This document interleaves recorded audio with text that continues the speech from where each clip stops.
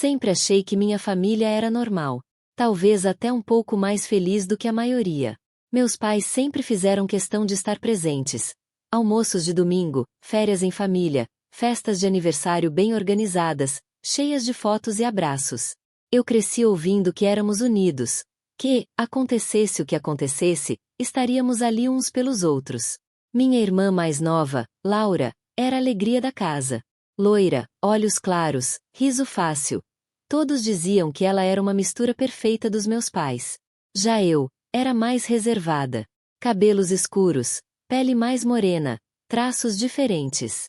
Brincavam que eu puxava alguma tia distante, e eu ria, mesmo sem entender bem por que aquilo me incomodava. Nunca fui infeliz, mas às vezes sentia que algo não encaixava. Eu fazia de tudo para agradar, tirar boas notas, não dar trabalho. Meus pais me amavam, claro, mas o brilho nos olhos deles sempre era mais forte quando falavam da Laura.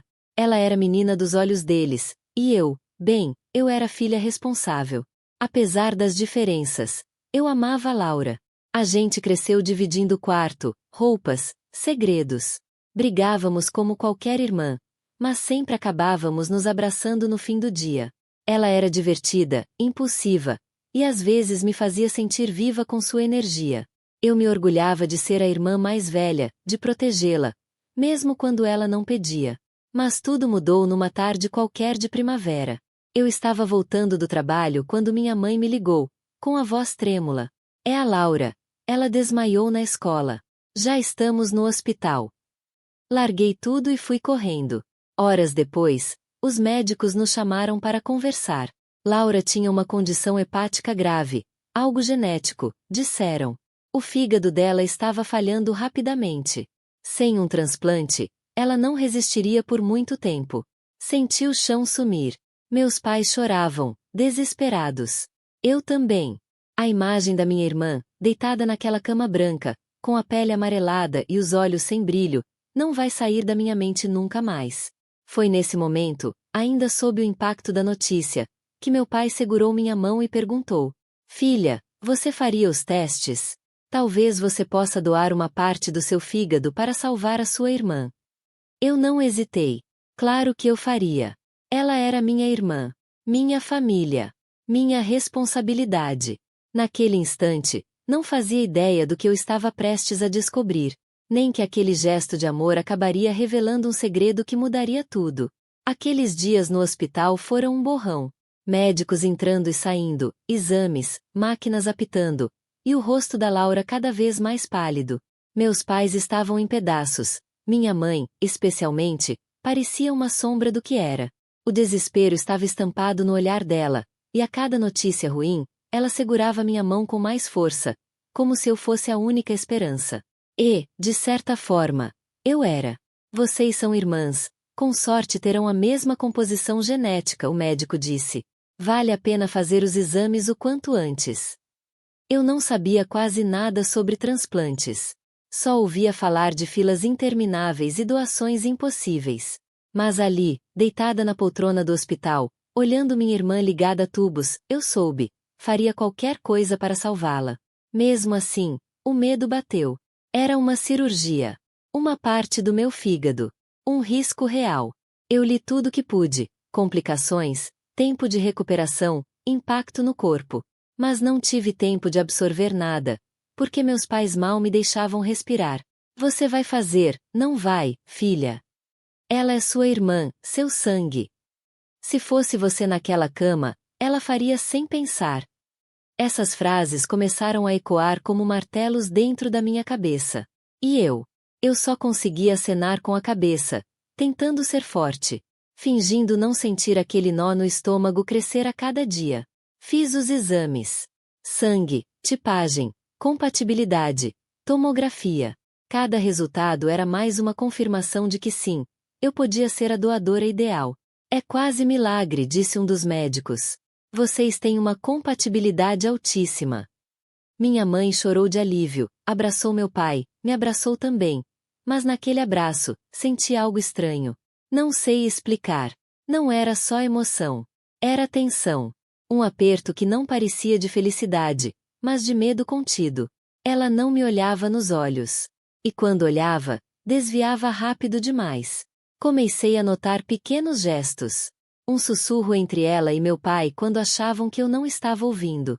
Um silêncio prolongado depois de cada reunião com os médicos. Como se houvesse algo não dito, algo grande. Mas eu empurrava essas sensações para o fundo da mente. Porque o foco era Laura. E porque, no fundo, eu queria acreditar que tudo era ansiedade. Afinal, que segredo poderia ser tão grande no meio de uma tragédia como aquela? Assinei os papéis. Entrei oficialmente na lista de preparação para doação parcial de fígado. Marcaram minha consulta com o cirurgião. Tudo estava seguindo como deveria. Mas algo dentro de mim começou a doer. E não era físico. Era aquela voz pequena e incômoda, sussurrando. Por que sua mãe parece ter mais medo dos exames do que da cirurgia em si? Foi uma frase jogada no ar. Uma daquelas que poderiam passar despercebidas, se não tivesse tocado em algo que já estava inquieto dentro de mim. Estávamos na sala com a médica, revisando os últimos exames antes de marcar a cirurgia. Ela folheava os papéis, murmurando termos médicos que eu mal entendia. Até que disse, casualmente: seus marcadores genéticos são um pouco atípicos, mas isso não interfere na compatibilidade. Atípicos. Minha mãe se mexeu na cadeira. Eu percebi. Como se algo tivesse sido exposto sem querer. Desculpa, doutora. O que exatamente isso quer dizer? Perguntei, tentando parecer calma. Ela sorriu, mas o sorriso era genérico, automático. Nada grave, querida. Apenas uma observação técnica. Vocês continuam sendo compatíveis para o transplante, e isso é o que importa. Minha mãe rapidamente mudou de assunto. Começou a perguntar sobre o tempo de recuperação, os riscos da cirurgia. E eu fiquei ali, em silêncio, com a palavra típicos martelando dentro da minha cabeça. Naquela noite, deitada na minha cama, não consegui dormir. Meu corpo estava exausto, mas minha mente corria sem freios. Por que minha mãe pareceu tão nervosa? Por que aquele detalhe me incomodou tanto? Foi quando decidi. Eu precisava saber. No dia seguinte, comprei um teste de DNA pela internet. Aqueles que chegam em casa, discretos, embalados como se fossem apenas mais uma encomenda qualquer. Esperei meus pais saírem para o hospital e coletei a amostra sozinha, no banheiro, com as mãos tremendo. Não contei para ninguém. Nem para meu melhor amigo. Nem para Laura. Enviei de volta e esperei. Foram 3 semanas de agonia.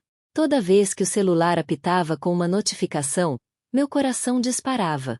E então, finalmente, o resultado chegou. Abri o e-mail com as mãos suadas.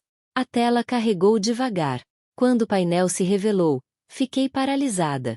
Incompatibilidade genética com familiar declarado. 0% de relação biológica com Laura. Li de novo. E de novo. Achei que era um erro. Saí correndo, lavei o rosto, voltei e li mais uma vez. 0%. Laura. Não era minha irmã. Não de sangue. Não por DNA. Senti o chão sumir. Uma vertigem tomou conta de mim. Me sentei no chão do quarto, sem saber se chorava, gritava ou apenas sumia. Tudo aquilo. Toda a pressão, a cirurgia, o sacrifício, baseado em uma mentira? Aquela frase da médica, o nervosismo da minha mãe, os olhares trocados entre ela e meu pai, tudo fazia sentido agora. Eles esconderam isso de mim. Minha vida inteira. Mas por quê? E naquele momento, mais do que salvar a Laura, eu precisava salvar a mim mesma. A verdade estava apenas começando a se revelar. Eu reli aquele teste dezenas de vezes. Não era só a Laura. O resultado deixava claro. 0% de compatibilidade genética com minha mãe. Com meu pai. Com qualquer um deles. Minhas mãos tremiam. Meu corpo parecia leve, como se fosse flutuar, ou desabar. Aquilo era mais que um segredo. Era uma ferida que nem tinha sido aberta e já sangrava por dentro. Esperei o momento certo. Queria pegar minha mãe de surpresa. Queria olhar nos olhos dela e ver se ela conseguia mentir de novo. Na manhã seguinte, sentei à mesa da cozinha. Ela preparava o café, como se o mundo não estivesse desmoronando ao nosso redor. Mãe, comecei, tentando manter a voz firme, eu fiz um teste de DNA. Ela congelou por meio segundo. Só meio segundo. Mas foi suficiente para eu ter certeza. Um teste. Por quê? Por causa do comentário da médica, os marcadores genéticos atípicos. Algo me incomodou. Ela tentou rir, forçar naturalidade. Ah, minha filha, essas coisas às vezes confundem. Esses testes pela internet nem sempre são confiáveis. Não é só com a Laura. O teste mostra que eu não sou compatível com vocês. Nem com você, nem com o pai. Nada. Zero. Ela parou. Largou a colher na pia. O som metálico ecoou como uma bomba no silêncio da cozinha. Mãe, me diz a verdade. Vocês são mesmo meus pais? Foi quando meu pai entrou na sala. Eu me virei para ele, mostrando o celular com os resultados abertos. Pai, olha isso. Vocês esconderam isso de mim por quê? Ele pareceu confuso por um instante. E depois olhou para minha mãe com uma expressão que misturava medo e culpa. Amor, ela sabe. Ele sussurrou. Minha mãe fechou os olhos. Suspirou fundo. E, pela primeira vez, não tentou mentir. Você nunca devia ter descoberto, disse, quase sem voz. Então é verdade, eu sou adotada? Ela assentiu devagar. Lágrimas começaram a cair. Mas eu não sentia empatia naquele momento. Sentia raiva, confusão, um vazio que crescia dentro de mim. Por que nunca me contaram? A gente queria te proteger. Você era só um bebê quando te trouxemos para casa. Você era nossa. Sempre foi. Mas eu tinha o direito de saber. Gritei. O direito de saber quem eu sou. Ela tentou se aproximar, mas eu recuei. Eu me sacrifiquei por uma irmã que nem é minha irmã. Me colocaram numa cirurgia sem nem me darem a verdade. Eu fui usada. Meu pai sussurrou. Você é nossa filha, sim. Talvez não de sangue, mas é o maior presente que já recebemos. Mas já era tarde para palavras doces. A verdade havia quebrado algo dentro de mim. E eu não tinha ideia de como colar os pedaços de volta. Nunca imaginei que o amor pudesse doer tanto. Mas o que eu sentia agora não era amor. Era traição, crua e silenciosa, com gosto de engano e abandono. Depois da confissão da minha mãe, passei horas no meu quarto, encarando o teto, tentando lembrar de qualquer momento em que eu tivesse sido, de fato, filha. Filha, não só ferramenta. Não só uma solução biológica. Tudo fazia sentido agora. As pequenas coisas. As diferenças no tratamento. As frases do tipo você tem que entender que a Laura é mais sensível, você sempre foi mais forte. O jeito que minha mãe sempre falava sobre gratidão, como se eu tivesse uma dívida invisível com aquela casa. Eu não era filha. Eu era um favor. Um órgão em potencial. Naquela noite, quando a dor virou raiva, tomei a decisão. Eu não faria mais a cirurgia. No dia seguinte, chamei meus pais na sala. A tensão era palpável. Eles já sabiam. Eu não vou doar meu fígado, falei com calma. Minha mãe arregalou os olhos. Meu pai engoliu seco. Filha, por favor. Ela começou, mas eu a interrompi. Não me chama de filha. Você mesma disse que eu nunca devia ter descoberto. Então pronto. Descobri. Agora aguenta. Laura vai morrer sem esse transplante. Ela gritou, desesperada. E vocês só me veem como um pedaço de carne compatível? Como um estoque reserva? E se eu morrer na mesa de cirurgia, vocês vão chorar por mim, ou pelo órgão perdido? Meu pai tentou manter o controle. Não é assim. Nós te amamos. Fizemos tudo por você. Não. Vocês fizeram tudo comigo, não por mim. Laura entrou na sala no meio da discussão. Ela já sabia também. Seus olhos estavam vermelhos, inchados. Você me odeia agora? Ela perguntou baixinho. Não te odeio. Só não vou morrer por alguém que nunca me viu como irmã. Você me chamava de estranha. Dizia que eu era fria. Talvez já sentisse que eu não era como vocês. Ela chorou. Meus pais choraram. Mas eu não chorei. Pela primeira vez, eu estava firme. As ameaças emocionais começaram. Vamos contar para a família. Eles vão saber o que você fez. Você vai carregar essa culpa para sempre. E se fosse você no lugar dela? Eu aguentei tudo. Cada palavra era mais uma faca, mas eu deixei. Eles me ensinaram a sofrer em silêncio a vida toda. Só que agora eu aprendi a dizer não. Fui até o hospital na segunda-feira. Assinei o cancelamento do procedimento. A médica tentou argumentar, mas quando viu meus olhos, parou. Você tem certeza? Ela perguntou. Tenho. Pela primeira vez na vida, eu tenho certeza de alguma coisa. Saí dali mais leve, mesmo com o mundo desabando. Talvez eu estivesse sozinha. Mas, finalmente, eu era minha. De todas as dores que já senti, a de me afastar daquilo que um dia chamei de lar foi a mais estranha. Não foi como arrancar um curativo. Foi como tirar a pele inteira, camada por camada, até não restar mais nada além de mim. A casa ficou silenciosa depois do confronto. Meus pais pararam de insistir. Laura se trancou no quarto. Eu virei um fantasma dentro da minha própria história. Foi então que tomei a decisão. Eu precisava ir embora. Não por vingança. Não por orgulho. Mas porque, se eu ficasse, morreria aos poucos. Morreria calada, tentando ser alguém que nunca fui. Tentando merecer um amor que só existia quando eu era útil. Arrumei minhas coisas sem alarde. 2 malas, uma mochila e a coragem que demorei uma vida inteira para construir. Liguei para tia Helena, irmã da minha mãe, que sempre foi um pouco a parte da família. Sempre me tratou com gentileza, mesmo sem grande intimidade.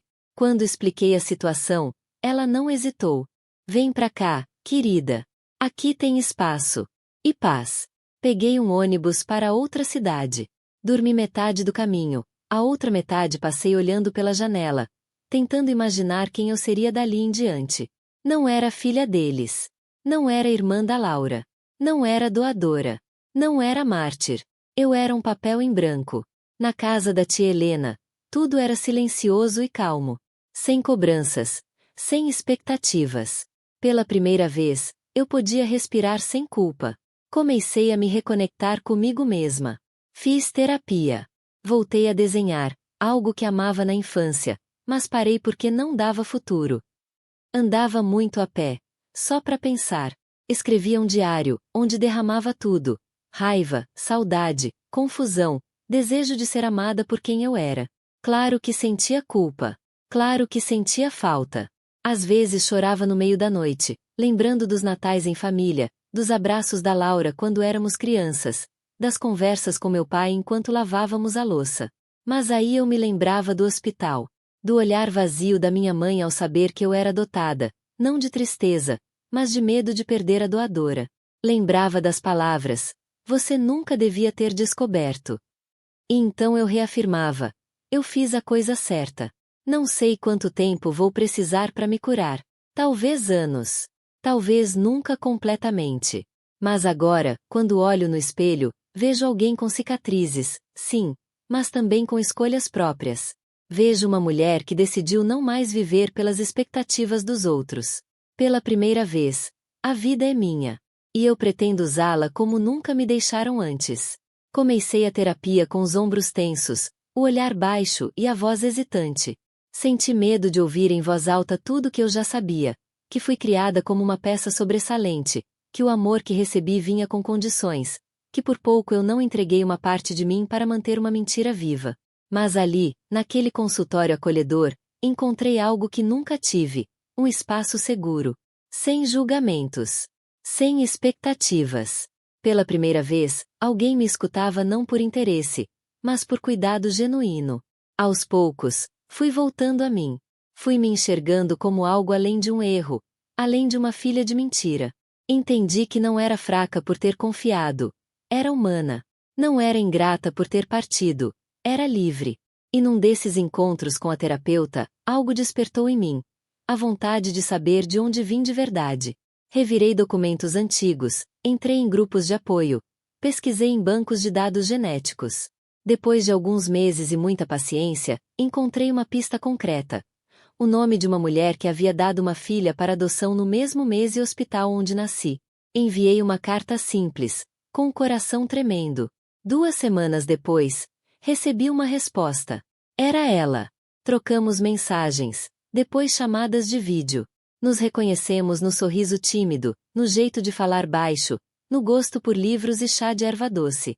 Ela me contou sua história, cheia de dor, mas também de amor interrompido pelas circunstâncias. Nos encontramos pessoalmente num sábado de céu limpo. Ela chorou.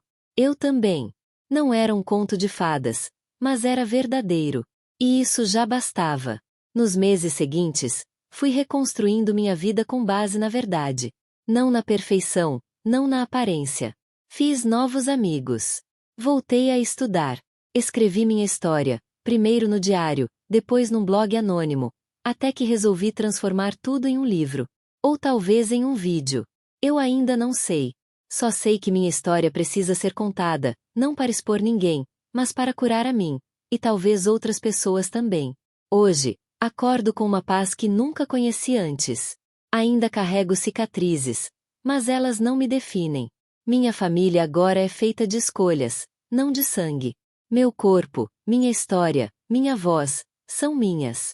E toda vez que penso em tudo que vivi, tudo que perdi e tudo que reencontrei, só consigo agradecer por uma coisa. Eu renasci da dor. E dessa vez, sou completamente minha. Doar meu fígado teria me matado por dentro. Mas descobrir a verdade me salvou. Parece dramático dizer isso, eu sei. Mas só quem já viveu a dor de se doar inteira por pessoas que nunca realmente te enxergaram entende o peso dessas palavras. Durante muito tempo, eu fui o que esperavam de mim. A filha calma, a irmã leal, a menina que dizia sim mesmo com o coração em pedaços. Quando Laura adoeceu, e todos se viraram para mim com olhos cheios de expectativa e culpa, eu disse sim de novo. Não porque queria, mas porque era isso que eu fazia. Me anulava. Mas aquela verdade crua, estampada no papel do teste de DNA, me obrigou a despertar. Me vi diante de uma escolha: continuar vivendo como um acessório na vida dos outros, ou me tornar protagonista da minha própria história. Eu escolhi a segunda opção. Foi a escolha mais dolorosa e mais libertadora da minha vida. Sim, houve noites em que chorei abraçada ao travesseiro, me perguntando se eu tinha feito certo. Houve dias em que senti saudade, mesmo sabendo que não havia nada saudável para se sentir falta. Mas também houve manhãs em que me olhei no espelho e me reconheci. Pela primeira vez. Entendi que família não é só sangue. É quem te ama sem exigir nada em troca. Entendi que amor não vem com cobranças, ameaças ou chantagens emocionais. Entendi que eu posso me cuidar, me proteger, e ainda ser boa, ainda ser forte. Eles me deram um lar, mas não deram amor. Hoje, eu me dou os dois. O que antes parecia um fim, a quebra da ilusão, o afastamento, o abandono, foi, na verdade, o meu renascimento. Eu precisei perder tudo para finalmente me encontrar. Hoje, caminho com mais leveza. Carrego feridas. Sim, mas elas cicatrizaram com dignidade. Elas me lembram de onde vim, mas não me prendem mais.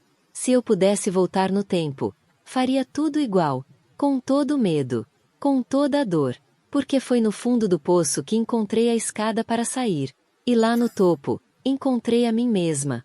A menina que sempre quis ser amada agora sabe se amar. A filha rejeitada virou mulher inteira. E a irmã invisível aprendeu a se ver. Minha história não é só sobre rejeição, mentira ou abandono.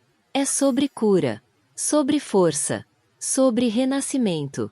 E se alguém aí, lendo ou ouvindo isso, se sente esquecida, usada ou sem valor, eu digo com o coração em paz: você pode recomeçar.